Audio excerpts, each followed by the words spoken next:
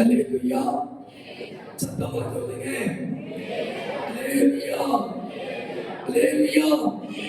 கர்த்தருடைய பரிசுத்த நாமத்திற்கு மகிமை உண்டாவதாக.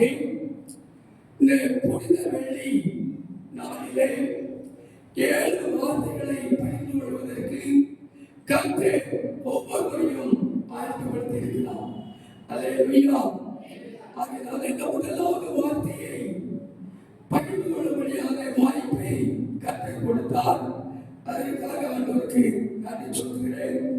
அன்போடு அழைத்த பாஸ்டர்களுக்கும் இயேசுவின் நாமத்திலே நன்றியையும் வாழ்த்துதலையும் தெரிவித்துக் கொள்கிறேன். சபை மக்களாக உங்களுக்கும் இயேசு கிறிஸ்துவின் நாமத்திலே உங்களுக்கும் நன்றியையும் வாழ்த்துதலையும் தெரிவித்துக் கொள்கிறேன். கர்த்தர் உங்களை ஆசீர்வதிப்பாராக. அல்லேலூயா. கர்த்தருக்கு ஸ்தோத்திரம் உண்டாவதாக. இயேசுவானே சிலுவையிலே தொங்கிக் கொண்டிருக்கும் பொழுது வலது பக்கத்தில் ஒரு கலனும் இடது பக்கத்தில் ஒரு கலனுமாக அங்கே அறியப்பட்டிருக்கிறார்கள். கல்வரில் வருவதாக இயேசுவும் அவர்கள் நடுவிலே சிலுவையிலே அறியப்பட்டார் என்று சொல்லி நாம் வேதத்தில் வாசிக்கிறோம். லூக்காவின் சுவிசேஷம் 23ஆம் அதிகாரம் 34ஆம் வசனத்தை வாசிக்க கேட்போம். அப்பொழுது இயேசு, பிதாவே, இவர்களுக்கு மன்னியும், தாங்கள் செய்கிறது இன்னதென்று அறியாதிருக்கிறார்கள். அல்லேலூயா. பிதாவே, இவர்களுக்கு மன்னியும், தாங்கள் செய்கிறது இன்னதென்று அறியாதிருக்கிறார்கள். அல்லேலூயா.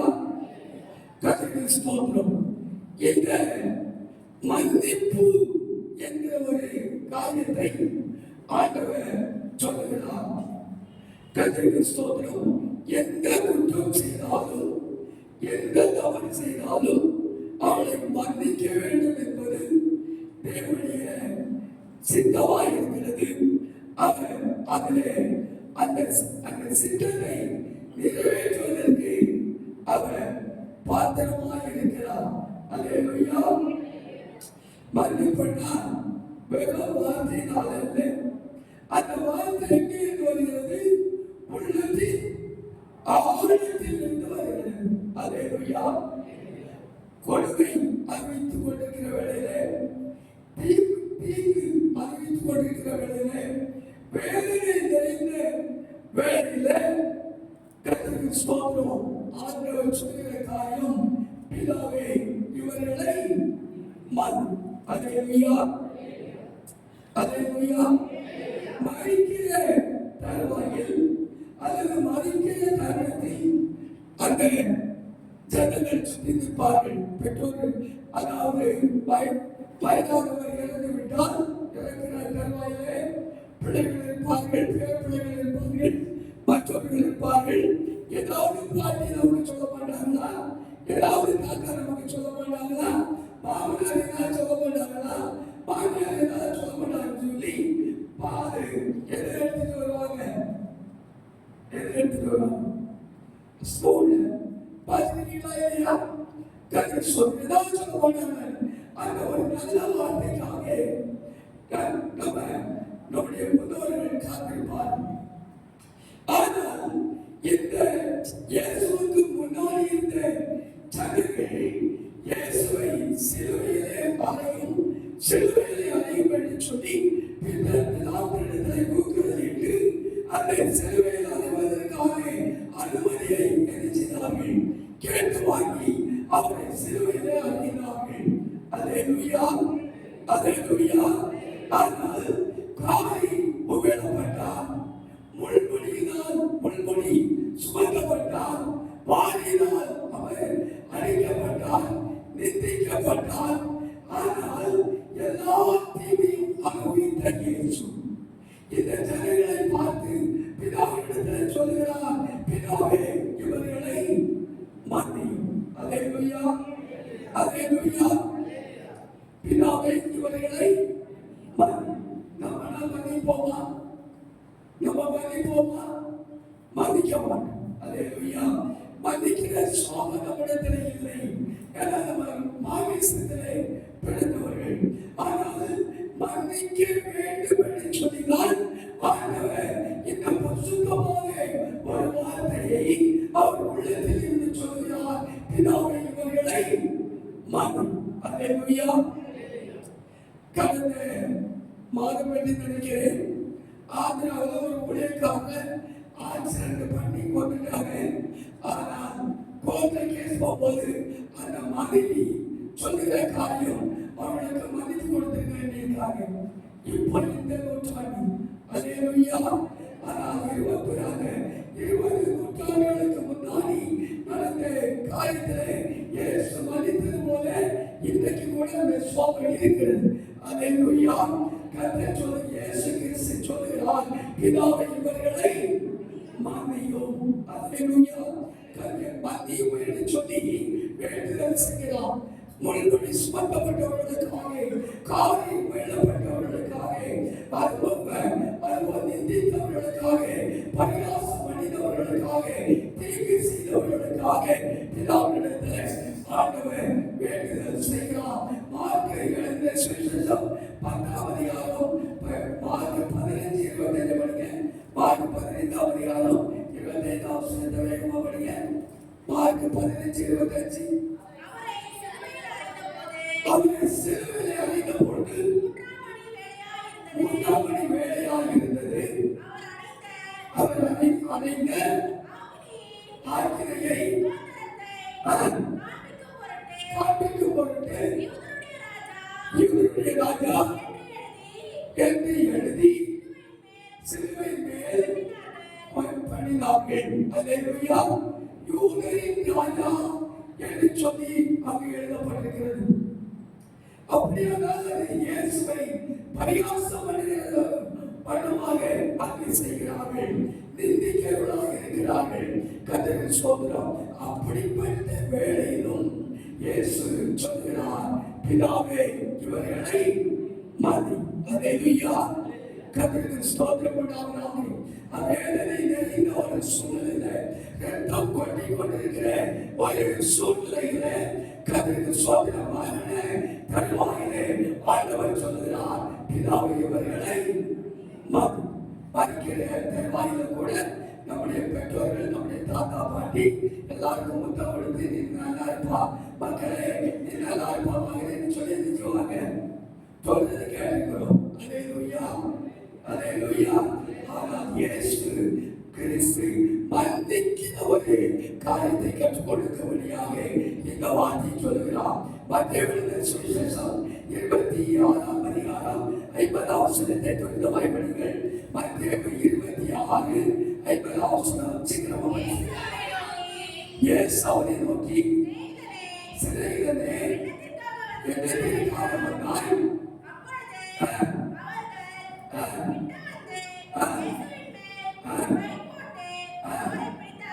அவரை பிடித்தார்கள்.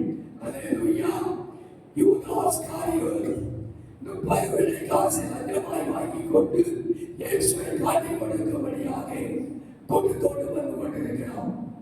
இயேசுவை அவரை காட்டிக் கொடுக்கும்படியாக கொண்டு வந்த பொழுது அந்த காட்டிக் கொடுக்கிறார் மறுகிறாரே என்று சொல்லி நினைக்கவில்லை, சிநேகிதனே என்று சொல்லி ஆண்டவர் சொல்லுகிறார். அல்லேலூயா. துன்பாப்போ தன்னை காட்டிக் கொடுக்க போகிறாரு. அவர் இந்த தீர்வை சிநேகிதன் சொல்லணும் என்று சொல்லி நினைக்கவில்லை. ஆனால் காட்டிக் கொடுக்கிற யூதாசையும் சிநேகிதனே என்று சொல்லி ஆண்டவர் சொல்லுகிறார். அல்லேலூயா. இதுதான் காரணம். என்ன? மன்னிக்கிற ஒரு சுவாபத்தை ஆண்டவர் கற்றுக் கொடுக்கிறார். கிறிஸ்தவ வாழ்க்கை என்பது மன்னிக்கிறது தான். அல்லேலூயா. அல்லேலூயா. ஆனால் பாத்தீங்களா, இன்னைக்கு காசா இஸ்ரேல் பகுதியிலே வெளிக்கொண்டே செய்து கொண்டே இருக்கிறது, பயந்து கொண்டே இருக்கிறது. இஸ்ரேல் மாட்டால ரஷ்யாவுக்கு எதிர்கொள்ள போர் நடந்து கொண்டிருக்கிறது. காரணம் என்ன? இன்னைக்கு மன்னிக்கிற சுவாபம் இல்லாத இருக்கிறது. பள்ளிக்கூடங்களிலே வெடிகுண்டுகளை போட்டுக் கொண்டிருக்கிறார்கள். பச்சை குழந்தைகள் பயந்து கொண்டே இருக்கிறது. ஏன்னு சொன்னால் மனிதனுடைய இதயம் திருக்குள்ளதோ மகா கேடுள்ள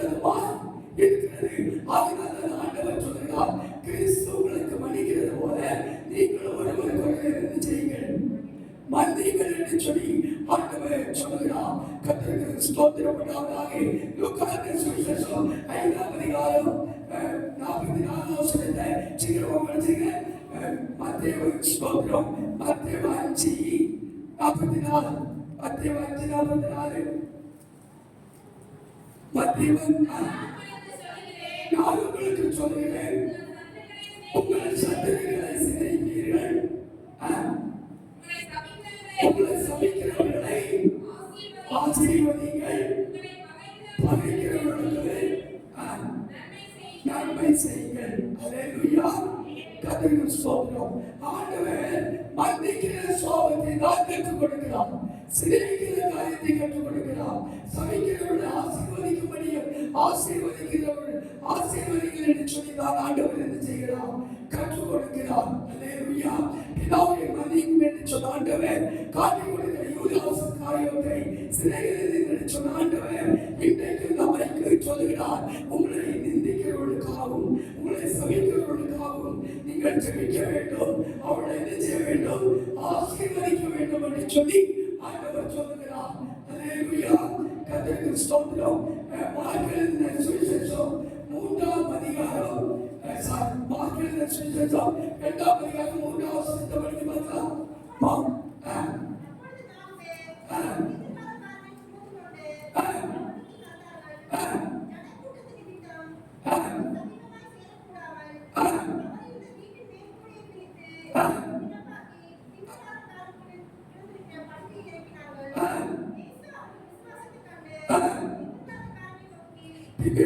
காலத்தை நோக்கி மகனே, உன் பாவம் உனக்கு மன்னிக்கப்பட்டது என்றார். அல்லேலூயா. அல்லேலூயா. வாழ்ந்த காலத்தில் சொல்கிறார், உன் பாவம் உனக்கு மன்னிக்கப்பட்டது. அல்லேலூயா. எப்பேற்பட்ட பாவமாய் இருந்தாலும், எப்பேற்பட்ட காரியங்கள் தவறுகள் இருந்தாலும் ஆண்டவர் சொல்கிறார், உன் பாவம் உனக்கு மன்னிக்கப்பட்டது. அல்லேலூயா. பரிசேயர்களை பார்த்து, சதுசேயர்களை பார்த்து, மூப்பர்களை பார்த்து, நிந்தித்தவர்களை பார்த்து, இவர்களுக்கு பிதாவிடத்தில் வேண்டுதல் செய்தது போல இன்றைக்கு திமிர்வாதக்காரனை பார்த்தும் ஆண்டவர் சொல்கிறார், உன் பாவம் உனக்கு மன்னிக்கப்பட்டது. அல்லேலூயா. அப்போ இன்றைக்கு நாம் ஒருவர் குற்றங்களை ஒருவர் மன்னிக்கும் போது நம்முடைய குற்றங்களை, நம்முடைய குறைகளை ஆண்டவர் என்ன செய்வார், கண்டிப்பா மன்னிப்பார். அல்லேலூயா. அல்லேலூயா. கர்த்தருக்கு ஸ்தோத்திரம். ஆனால் மனுஷனுடைய இருதயம் எப்படிப்பட்டதாக இருக்கிறது, கடினமாக இருக்கிறது.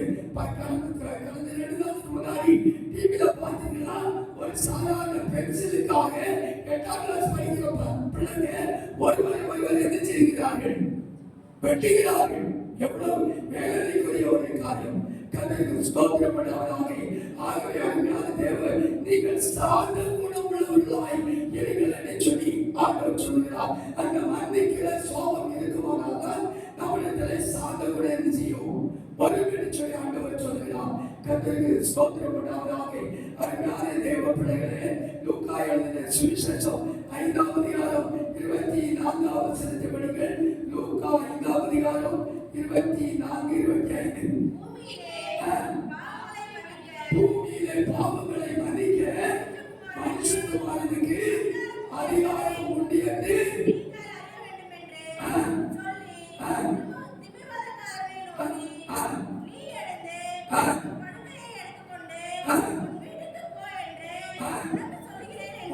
சொல்லுகிறேன் என்றார். அல்லேலூயா. பூமியிலே பாவங்களை மன்னிக்க மனுஷகுமாரனுக்கு என்ன இருக்கிறது, சத்தமா சொல்லுங்க, அதிகாரம் இருக்கிறது. ஆனால் மன்னிக்கிற சுபாவம் இன்னைக்கு யாரிடத்திலே இல்லை, மனிதர்களாகிய நம்மிடத்திலே இல்லை. அல்லேலூயா. கர்த்தருக்கு ஸ்தோத்திரம். ஆகவே ஆனால் தான் மன்னிக்க வேண்டும் என்பதற்காக திமிர்வாதனை பார்த்து சொன்னார், உன் பாவம் உனக்கு மன்னிக்கப்பட்டது, உன் பணியை எடுத்துக்கொண்டு உன் வீட்டுக்கு போய் என்று சொல்லி கட்டளையிடுகிறதை நம்ம பார்க்கிறோம். ஆகவே மன்னிக்கிற காரியத்தை ஆண்டவர் சிலுவையிலே நமக்கு கற்றுக் கொடுக்கிறார். கர்த்தருக்கு ஸ்தோத்திரம் உண்டாவதாக. எடுத்து வாசிக்க கேட்போம். லூக்கா எழுதின சுவிசேஷம் 17ஆம் அதிகாரம் 3ஆம் வசனத்தை படிங்கள் பார்க்கலாம். லூக்கா எழுதின சுவிசேஷம் 17ஆம் அதிகாரம் 3ஆம் வசனம்.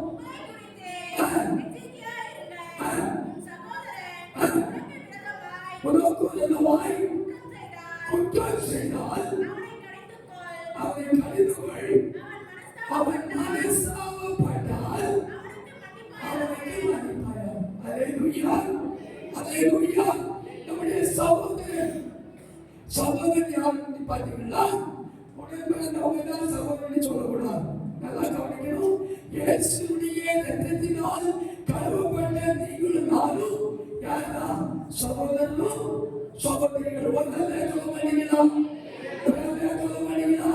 நீங்களும் நானும் இயேசுடைய இரத்தத்தினாலே கழுவப்பட்டவர்கள், இயேசுடைய இரத்தத்தினாலே மீட்கப்பட்டவர்கள். இயேசு சிலுவையில் என்று சொல்லுகிறார். பிதாவே இவர்களை மன்னியும் என்று சொல்லுகிறார். ஆண்டவர் சொல்லுகிறார். உன்னுடைய சகோதரன் தன்னுடைய தவறுகளை குறித்து மனசாபப்பட்டால் அவரை என்ன செய்யணும்? மன்னிக்க வேண்டும் என்று சொல்லி ஆண்டவர் சொல்லுகிறார். அல்லேலூயா, அல்லேலூயா. கர்த்தருக்கு ஸ்தோத்திரம். அந்த மன்னிக்கிற காரியம் கர்த்தர் மனிதர்களாகிய நம்மிடத்தில் என்ன செய்யவில்லை, இல்லை. கர்த்தருக்கு தவறு செய்தால் கண்டிக்கணும். அதே வேளையில் மனசாபப்பட்டால் அவருக்கு என்ன செய்யணும்? மன்னிப்பு கொடுக்கணும்னு சொல்லி ஆண்டவர் சொல்லுகிறார். ஆகையினால் இந்த கர்த்தர் சிலுவையிலே தொங்கிக் கொண்டிருக்கிற பொழுது பரிசேயர்களும் சரிசேயர்களும் மூப்பர்களும் இயேசுவை பரிகாசம் பண்ணினார்கள், கிண்டல் பண்ணுகிறார்கள், ஏளனம் செய்கிறார்கள். அதில் அந்த ஜனங்களுக்கோ மன்னிக்கிற சுவாபம் இல்லை. எங்களை பரமாசி வடிவையும் இயேசுநாதனை சிலுவையிலே அறையும்படி சொன்னார்கள். அப்படிப்பட்டவர்களை கூட இயேசு சொன்னார், பிதாவே இவர்களை மன்னியும். ஆகவே மனசாபப்படுகிறவர்களுக்கு நீங்கள் மன்னிக்க வேண்டும் என்று சொல்லி ஆண்டவர் நமக்கு இன்னைக்கு கற்றுக் கொடுக்கிறார். மார்க்கு சுவிசேஷம் 11ஆம் அதிகாரம் 24 25 வசனத்தை படிங்கள். மார்க்கு 11:25 சீக்கிரமா படிங்க. ஒருவர் பேரில் ஒருவர் யார் ஒரு குறை என்பதால் உங்கள் பிதா உங்கள் தப்பிதங்களை மன்னிக்கும்படி அவனுக்கு மன்னிக்கும். அல்லேலூயா. ஒருவர் குற்றங்களை ஒருவர் என்ன செய்யணும்? மன்னிக்கணும். அந்த மன்னிக்கிற சோபம் நம்மிடத்துல இல்லை. அல்லேலூயா, அல்லேலூயா. கர்த்தருக்கு ஸ்தோத்திரம். நேரம் இல்லை. ஆகவே நம்ம இன்னொரு நாள் புத்தகம் பண்ணும்போது அதை குறித்து தெளிவாக சொல்லணும். ஆகவே முதலாவது மனசாபப்பட்டால் அவனுக்கு மன்னிக்கிறார். இரண்டாவது ஒருவர் பேரில் ஒருவர் குற்றம் இருந்தால் அந்த குற்றங்களை இயேசு மன்னிக்கிறது போல நீங்கள் நான் என்ன செய்யணும்? மன்னிக்கணும்னு சொல்லி ஆண்டவர் சிலுவையிலே அவர் சொல்லுகிறார். அல்லேலூயா. பிதாவே இவர்களை மன்னியும். அந்த ஒருவர் குற்றங்களை ஒருவர் மன்னிப்பதற்கான சோபங்கள் பரிசேயரிடத்தில் இல்லை, சரிசேயரிடத்தில் இல்லை, சபை கோப்புரிடத்தில் இல்லை, சொந்த சபை தலைவரிடத்தில் இல்லை. ஆனாலும் பிதாவினிடத்திலும் ஏதோ இடத்திலும் இந்த சோபை செய்யவில்லை, இல்லை. அல்லேலூயா, அல்லேலூயா. கர்த்தருக்கு ஸ்தோத்திரம் உண்டாவதாக. அருமையான தேவன் யோவானின் சுவிசேஷம் 16ஆம் அதிகாரம் 3ஆம் வசனத்தை படிங்கள். யோவானின் சுவிசேஷம் 16ஆம் அதிகாரம் 3ஆம் வசனம் சீக்கிரமா படிங்க. யோவான் 16:3. நான் போய்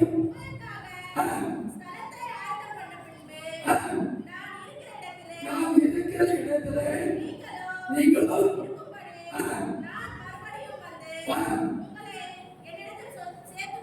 என்னிடத்தில் என்ன செய்வேன்?